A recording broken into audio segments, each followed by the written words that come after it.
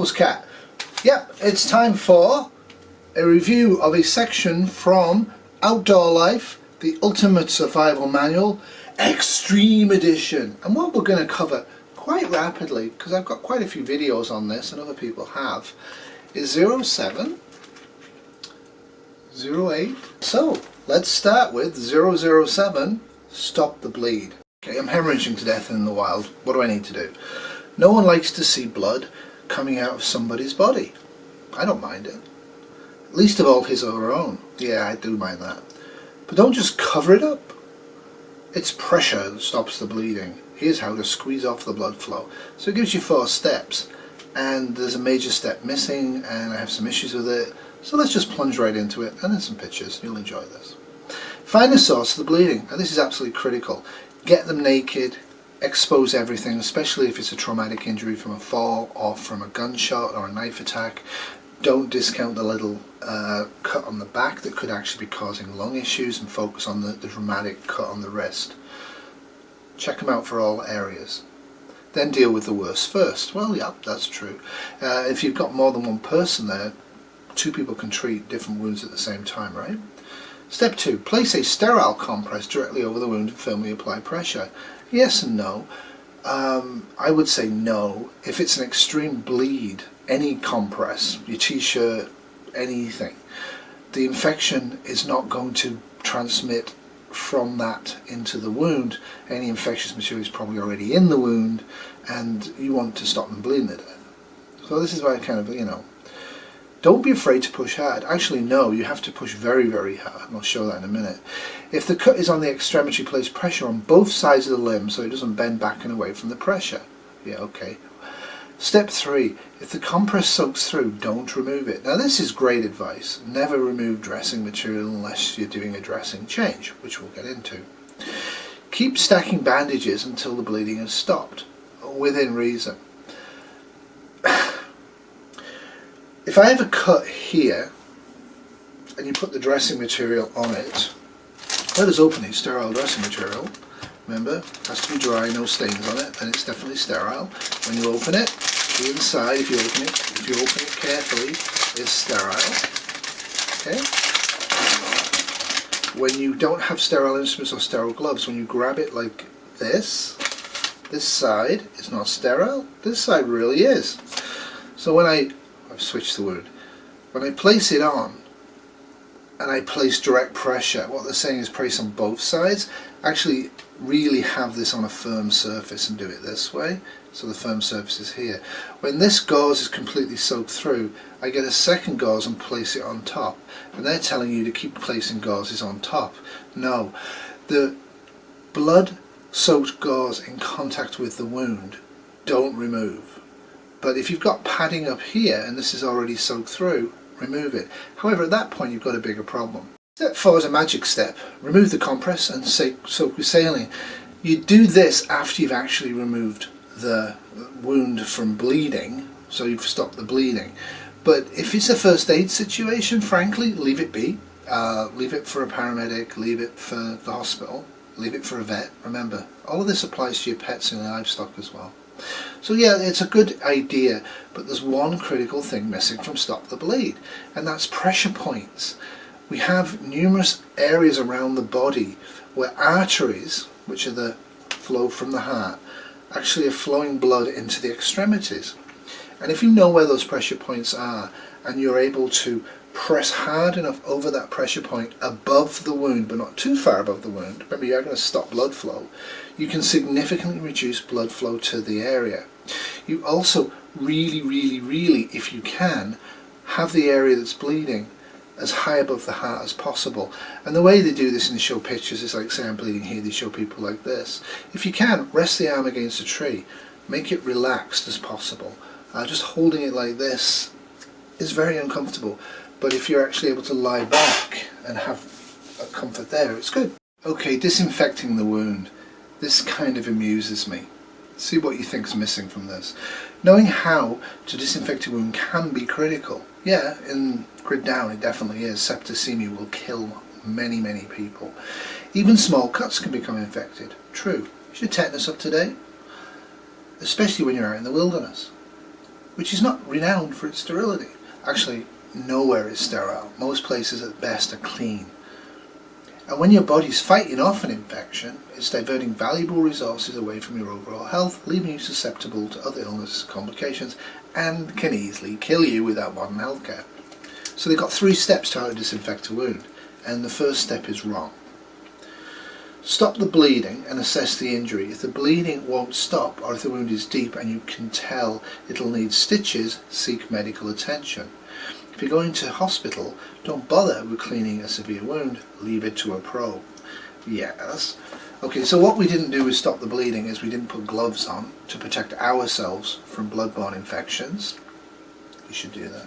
The other thing you should do before you put the gloves on, and if you're using vinyl gloves after you put the gloves on, is have something like this available. Now obviously you probably won't have this in your little kit, but you'll see these in hospitals, and you might be able to get an old one from there and fill it with your own stuff. So bear in mind, communal use, this is filthy.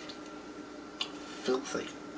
So when you squirt, and these are foaming ones for hospitals, if you have time, remove rings and chains, and you want to really make sure your hands clean.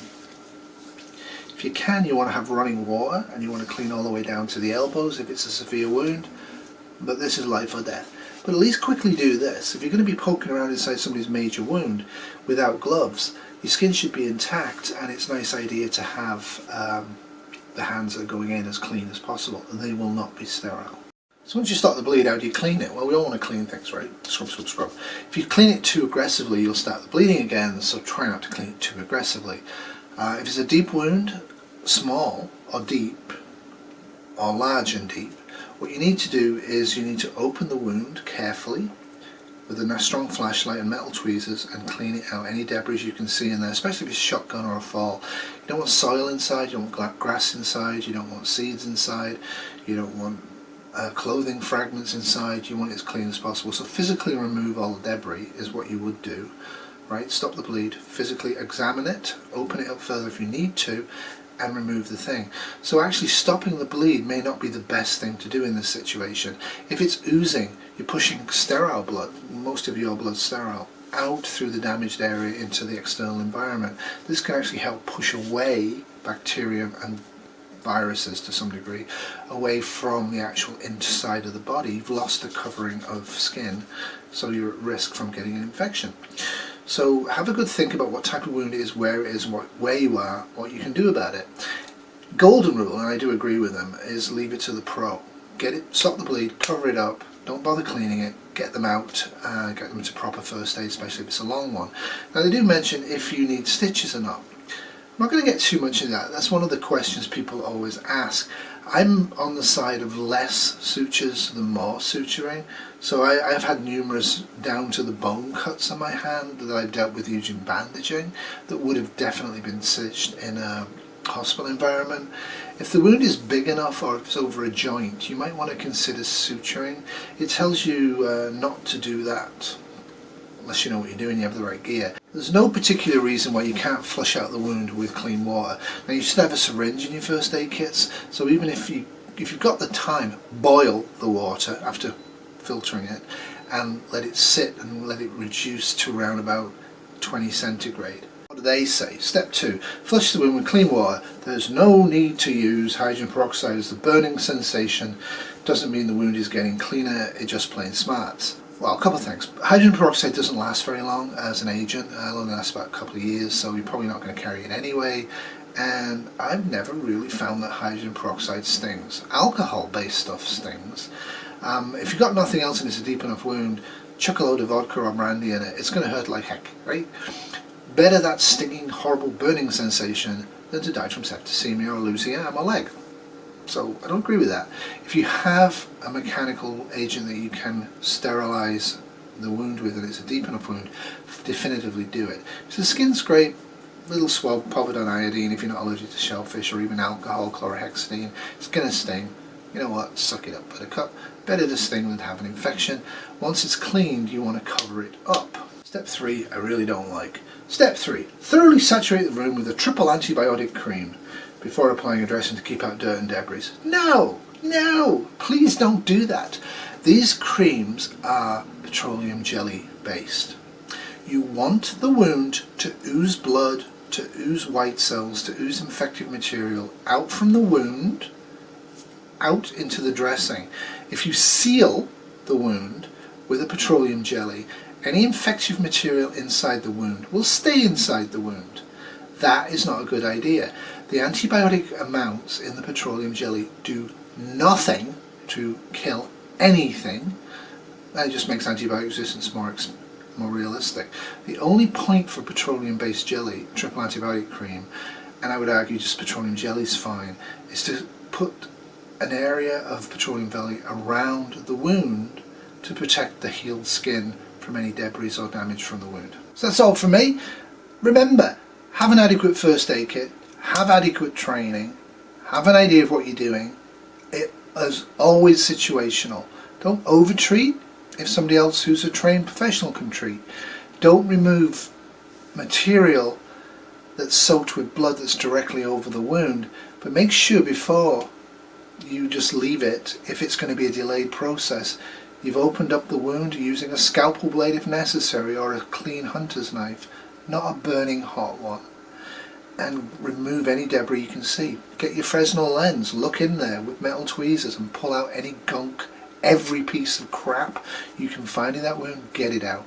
And then don't seal the wound with jelly, let it drain, let it produce material and go from the wound to the outside, and it will slowly heal up. And in case of sutures, you shouldn't suture anything unless you've sutured before and you know what you're doing. And if it's a huge big gaping wound and you suture it, be aware that you need to not suture it tightly, because for the same reason as you don't want to slab jelly all over this thing, you actually want it to ooze a little bit. You don't want to airtight seal it. And yeah, later on they're going on about super gluing wounds. Anyway, stay safe out there, have some training, have adequate materials with you, have the confidence to know that you can't really hurt somebody in a first aid situation, but you can, with training in the right gear, really make their lives a lot better let down the line. That's it for me for this one. Stay tuned. What we're going to do next time is bandaging wounds, and I'm going to use the prepared Norseman and some other stuff. And we're also going to talk about dealing with blood loss. Now, I just want to give a quick overview of that. I do have other videos out there. Anyway, remember in SHTF, if you don't prepare, tomorrow will always be worse than today. So get prepping. And you don't want to have an SHTF when you're out hiking and have not the material to deal with the blood loss and not the knowledge to deal with it. Bye. Toodles.